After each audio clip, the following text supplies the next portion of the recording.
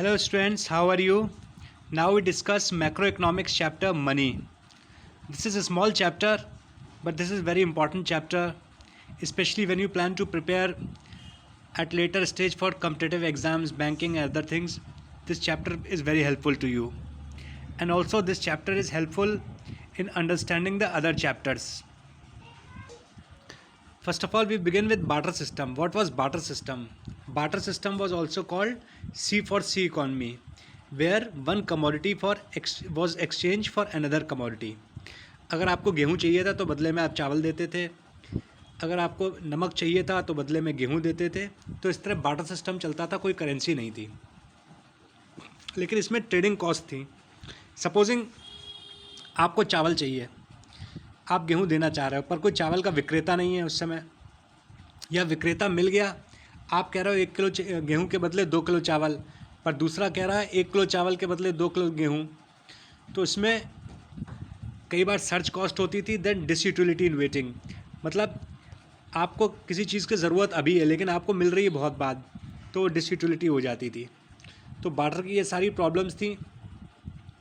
Then barter में एक कोई स्टैंडर्ड नहीं था. लैक ऑफ वैल्यू अकाउंट, किसी भी चीज़ की एक प्रॉपर वैल्यू का स्टैंडर्ड नहीं था.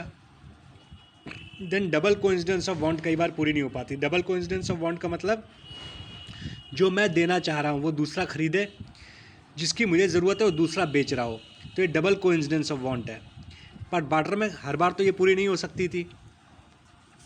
आज बहुत सारा ट्रेड क्रेडिट ट्रांजैक्शन पे चलता है, तो ये डिफर्ड पेमेंट ये भी बार्टर में पॉसिबल नहीं था, क्योंकि कमोडिटी थी, कमोडिटी पेरिशेबल नेचर की होती थी, ख़राब हो जाया करती थी.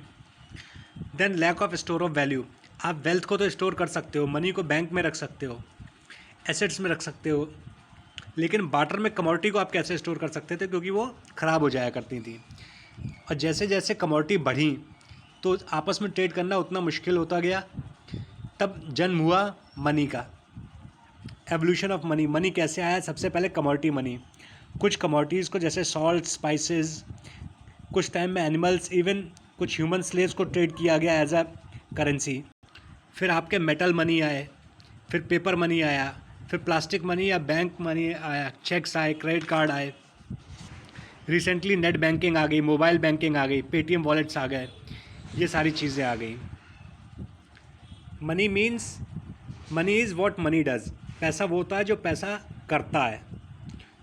तो इसके हम फंक्शंस देखेंगे. मनी के फंक्शंस क्या क्या थे? मनी के प्राइमरी फंक्शन थे unit of value, medium of exchange. Secondary function थे standard of deferred payment, store of value. अब जो बार्टर की प्रॉब्लम थी, जैसे lack of unit of value, उसको सॉल्व किया मनी के फंक्शन यूनिट ऑफ वैल्यू ने, मतलब किसी भी चीज़ की वैल्यू आप मनी में कर सकते हो. Then lack of double coincidence of want, तो मनी में था मीडियम ऑफ एक्सचेंज. अगर आपको गेहूँ खरीदना है पैसे से खरीद लो, चावल बेचना है पैसे में बेच दो. ये ज़रूरी नहीं है कि गेहूँ और चावल के आपस में चेंज करने वाले ही ट्रेड कर पाएँ, कोई भी कर सकता था. Lack of standard of deferred payment, barter में उधार नहीं चल पाता था, लेकिन मनी में उधार चल जाता है. Lack of store of value, जबकि मनी में आप अपनी इनकम और वेल्थ को ईजिली स्टोर कर सकते हैं. मनी की अलग अलग डेफिनेशन है. एक लीगल डेफिनेशन है, मनी इज़ फिएट मनी और लीगल टेंडर, मतलब जो भी गवर्नमेंट इशू कर रही है मनी, तो उस गवर्नमेंट की वो एक ऑर्डर है. अगर इंडियन गवर्नमेंट ने करेंसी इशू की तो इंडियन गवर्नमेंट का ऑर्डर है कि अगर आप इंडिया में ट्रेड कर रहे हो और इंडियन हो तो आपको इंडियन करेंसी में ही ट्रेड करना पड़ेगा, अदरवाइज़ आपको ट्रेड डिनाई किया जा सकता है. तो ये लीगल डेफिनेशन है. देन इसमें एक लिमिटेड लीगल टेंडर है, अनलिमिटेड लीगल टेंडर है. लिमिटेड लीगल टेंडर का मतलब मनी गवर्नमेंट का ऑर्डर, इसका ये मतलब नहीं कोई आपको 1 करोड़ का पेमेंट दे और एक एक के सिक्के दे दे, ऐसा नहीं है. लिमिटेड लीगल टेंडर में जो छोटा कॉइन है वो 1000 रुपये तक ही चल सकता है, उससे ऊपर का पेमेंट आपको बड़ी करेंसी में करना पड़ेगा. अनलिमिटेड लीगल टेंडर कितना भी पेमेंट आप बड़ी करेंसी में कर लेते हैं. देन नॉन लीगल टेंडर या ऑप्शनल मनी, जिसको हम कहते हैं फिड्यूशियरी मनी. फिड्यूशियरी मनी से कई बार क्वेश्चन आ जाता है 1 या 2 नंबर का. तो ऑप्शनल मनी क्या होता है? ये गवर्नमेंट का बैकिंग नहीं है. लीगल टेंडर मनी में अगर आप करेंसी के ऊपर लिखा होता है मैं धारक को इतने इतने रुपए अदा करने का वचन देता हूँ, नीचे रिजर्व बैंक ऑफ इंडिया के गवर्नर की सील होती है. लेकिन 1 रुपये की करेंसी जो है वो मिनिस्ट्री ऑफ फाइनेंस इशू करती है, उसमें फाइनेंस सेक्रेटरी की सील होती है. पर नॉन लीगल टेंडर में गवर्नमेंट की कोई बैकिंग नहीं होती, आप दूसरे के भरोसे पे लेते हो, जैसे चेक, ड्राफ्ट, बैंक इंस्ट्रूमेंट्स वगैरह। फंक्शनल डेफिनेशन ऑफ मनी में मैंने बताया unit of value, then medium of exchange, ये प्राइमरी फंक्शन है। Standard of deferred payment, store of value secondary function है। मनी जनरली एक्सेप्टेड होता है, हर किसी को एक्सेप्ट होता है। बार्टर में एक कमोडिटी कोई एक्सेप्ट कर सकता है, दूसरी नहीं। Then narrow and broad money. Narrow money means basically money का जो function unit of value and medium of exchange. Money is equals to currency plus demand deposit, जो कि लिक्विड मनी होती है। ब्रॉड मनी में स्टोर ऑफ वैल्यू, आप money को कहाँ स्टॉक करते हो, जिसमें आपका नैरो मनी आता है प्लस आपका टाइम डिपॉजिट आता है, उसके साथ साथ में आपका सेविंग डिपॉजिट आता है। Money is equals to C plus D plus S D plus T D. Money and near money. Money means liquid cash, जिसमें आप ट्रेड करते हो। नियर मनी वो एसेट जो मनी के बराबर हैं, मनी नहीं है, मनी के बराबर हैं। जैसे गोल्ड है, आपके पास शेयर्स हैं, आपके इंश्योरेंस पॉलिसी है, आप इसमें ट्रेड तो नहीं करोगे, लेकिन पैसे की ज़रूरत पड़ेगी तो इनको लिक्विडेट करके कैश में कन्वर्ट करोगे, फिर ट्रांजैक्ट करोगे। तो ये होती है नियर मनी। मनी सप्लाई होती है कितना स्टॉक ऑफ मनी आपके सर्कुलेशन में है। तो ये होता है करेंसी, जो कि पब्लिक के पास है और बिजनेस फर्म्स के पास है। देन नेट डिमांड डिपॉजिट, जिसके अगेंस्ट चेक वगैरह इशू किया जाता है। तो ये होता है आपका money supply. Currency with public, demand deposit. Money supply को हम कैसे मेजर करते हैं? सबसे पहले M1 मनी सप्लाई, जो कि सबसे लिक्विड है। इसमें currency, demand deposit, other deposit.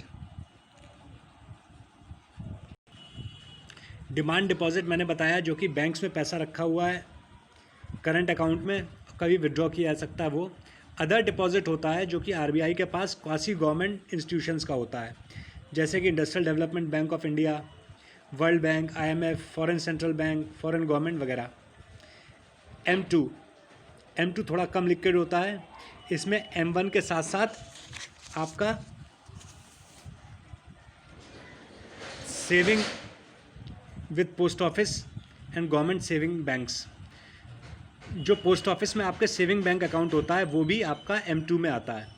क्योंकि जैसे शहरों में करंट अकाउंट होता है, वैसे गांव में किसान वगैरह, गांव के लोग पोस्ट ऑफिस में सेविंग अकाउंट खोल लेते हैं, तो वो भी लिक्विड मनी में आता है। देन ब्रॉड मनी में M3 आता है। ब्रॉड मनी जब भी पूछा जाए तो M3 आएगा। M3 में आपका होता है M1 plus net time deposit with commercial bank. Time deposit means FDs। M3 से भी ज़्यादा ब्रॉड होता है M4। हम भी जब ब्रॉड मनी की बात करते हो तो M3 ही लेते हैं। M4 में क्या क्या आता है आपका? M3 plus total deposit with post office except national saving certificate.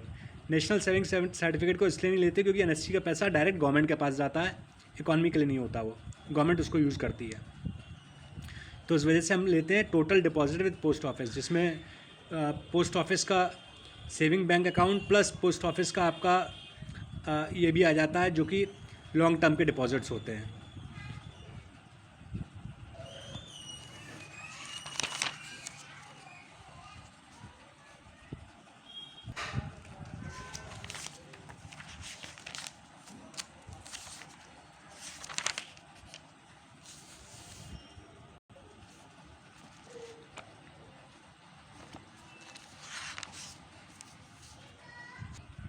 यह आपका मनी चैप्टर था। तो जैसे मैं कहता आया हूँ, इसके MCQs और पीछे क्वेश्चंस राधा बहुगुना बुक जो मैंने रिकमेंड कर रखी है उससे आप प्रिपेयर कर लीजिए, काफ़ी अच्छा कर लेंगे।